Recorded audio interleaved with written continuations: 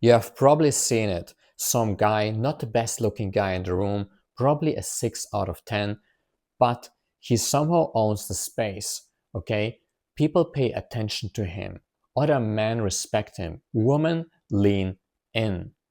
And then there's this perfect 10 out of 10 kind of guy. He has the perfect genetics, okay? The perfect look. But he's somehow deeply insecure, like something is missing, okay? And I don't want to say the looks doesn't matter. Yes, it all plays a role. Grooming, the shape, yes, it all plays a role. But what it's really about, it's your energy. It's the energy that you bring from the inside out. It's who you are. It's what you embody. This is what matters. And when you understand this, you stop seeking validation. You stop trying to be like someone else. You can finally be yourself and still be attractive. In this video, I will talk now about 4 pillars. And if you follow these 4 pillars, you will be attractive from the inside out, okay? Naturally. And the first pillar has to do with alignment. And like we talked before, looks do matter, but it's not how people think how it is, okay? So when it comes to looks and clothes, it's just important that the clothes that you choose are aligned with the persona that you want to embody, okay? So if you look at yourself and how you want to be in 6 months or in 1 year, what is your ideal version, right? And how does version look? What kind of clothes does it wear? What kind of clothes does it wear? What is the shape of this persona, right? And if you know this already, then you're already ahead of most people. Because what most people do, they just try to be like someone else, right? They just try to wear things that are trends, that are trendy now, instead of choosing things that are authentic to you, to your personal energy. So instead, focus what is aligned with your personal energy and the kind of persona that you want to embody, instead of just trying to look good. You will be in conflict anyway if you do it turn around, and it will be weird. You will feel yourself weird when you go out and talk with other people, because it's kind of like you try to play a persona, someone that you are not. Okay? So look, how does it feel to you? Like when you look at your ideal version, how does it feel to you to wear this kind of clothes? And follow this emotion when you wear these clothes, or when you train to be in shape, right? Or when you walk, the way how you walk. Follow this energetical emotion. Tap into this emotion, into this frequency, right? Visualize that, how you feel that already, how you are this kind of person. Okay? And the second thing is now about expression. Okay? Now, most people think it's about impression, like, oh my God, how can I impress this person? Or when we actually seek jobs at the start, a lot of people say like, okay, how can I make a good impression? I've read in the past a lot of blogs about it. Like it always says like, okay, here's how you can make a good impression when it comes to getting this job, right? But this all BS. Impression comes always from an intention of pleasing. Okay, you never want to impress people. Fuck off. Instead, you want to focus on expression. What does this mean? What's the difference? Expression is when you bring this inner world to the outer world. So you have these thoughts, like what you really think, what no one should know, right? For example, like you are standing in a supermarket and you think, oh my God, this is so fucking boring, what I'm doing here. You can express that. Like you can talk it out. So it has to do with boldness, because society conditioned you to always think what other people think of you, okay? To have like a filter. So you want to be unfiltered in your way of talking. And you do it by setting yourself small goals, right? Like talking the supermarket in the elevator with some friends or strangers, okay? Do it in the start in a very normal way, then build it up from there. like where you talk unfiltered, where you go beyond the society's conditioning, where you feel a bit weird maybe, right? But as you learn to just become aware of this and ignore this inner voice, as you learn to reframe maybe even this inner voice, like, okay, why is it actually great to express myself, right? Why do I do a great job? How does it help me? You learn that's actually great and the people actually liked it. As long as you just do it in a social, intelligent manner and not on purpose to fuck people up, it works. Okay, so practice that. And the reason why this makes you attractive is because whenever you do this, this is a sign you have a high status. People who have a high status, they don't give a shit.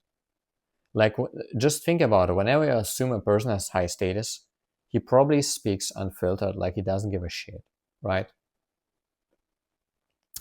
And now we come to the inner pillars and the most important inner pillars.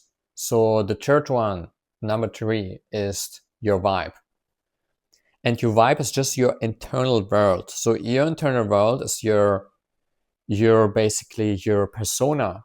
It's who you are, right? You bring this internal world in outside out with the second pillar, expression. But you need also to work in this internal world, right? When you feel bad about yourself, when you're not proud of yourself, who you are, when you are not accepting yourself, then your vibe drops and people feel bad around you, and probably you feel bad around yourself, but because it's a projection, right? If you feel bad around yourself, people will start feel bad about you, about being with you. Okay? So you need to work with that. And how? You need presence. This is an important aspect when it comes to your vibe. Live with presence. Live consciously. Meditate 15 minutes in the morning every day. Okay? Meditate. Or in the evening. Just make a habit of it. Live consciously over the day. Set a timer, like for every hour, to live consciously. Observe that. And ask yourself very often, what's the blessing in disguise? Like, what is the positive about the situation? Like when you have a situation is always neutral, right? But you can either decide to give it a bad meaning, and then because of that, you will have negative momentum. Like things will start to go wrong. You will feel negative about yourself. Or you can decide to give it a positive meaning, and then you will feel great about yourself and you will have a great vibe. People will perceive you that way. So practice to reframe that. Ask yourself, what is a blessing in disguise? And live with presence. People notice that when you are present. Notice everyone has like his phones in his hands, can't even listen. So if you are present, if you live present, you will notice naturally your vibe. You will have more impact on that. And you will also, be more charismatic because people notice that. Okay, and the fourth pillar, this is maybe the most important one actually. It's about detachment. When I mean detachment, I don't mean avoidance, okay? It's not about avoiding people. So when I mean detachment, it's very simple. So the less you are in need, the less you need, the more you attract, the more attractive you are, right? So what you want to do is basically to learn to detach yourself from people, right? And what I mean is to let go of these triggers or just the aspect of being in need of this person, being needy, right? Being attached to this person. So learn to detach, and in general, to detach yourself from the triggers that you experience as well. Okay? Learn to let go. And how? You feel your body. When you meditate, for example, in Pillar 3, you can meditate on your body, feel your body. Then you're already prepared for the next step, and this will be now.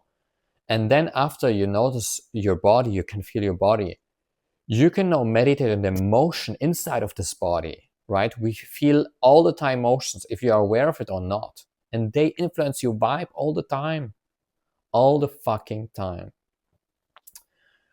And as you learn to feel these emotions, at some point they start to be proceed if you can accept them, if you can be okay with that.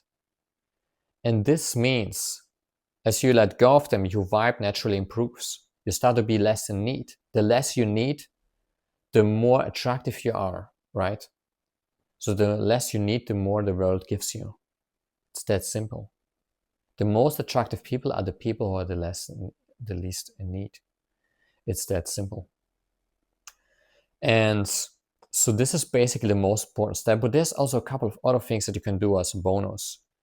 Another thing that you can do is also have always a plan B. Okay, focus on options that you already have to be not needy.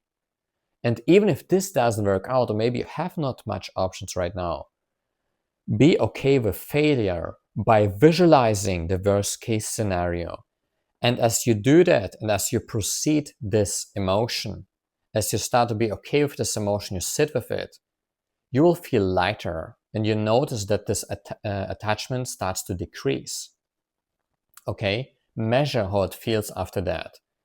And after that, you visualize your best scenario, that what you actually want to have. By doing that, you condition yourself, your subconscious programming to get that. Okay? That your subconscious programming gives you that you start to become more of this person. Okay, visualize the best case scenario after that. And yeah, if you fail, just accept the failure and you will decrease your attachment.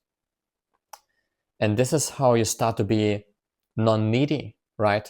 You start to be detached. Your vibe starts to be great by living in the now. At the same time, you start to give less a fuck. You bring this inner world to the outer world by following the second pillar, expression, right? And people perceive you congruent because your clothes and the way how you walk, how you are, is in alignment. So you're a congruent person. You are naturally attractive without doing anything. It comes from your being. And if you want to connect with similar people, you can join my Facebook group down below, where ambitious men meet together to have more social success.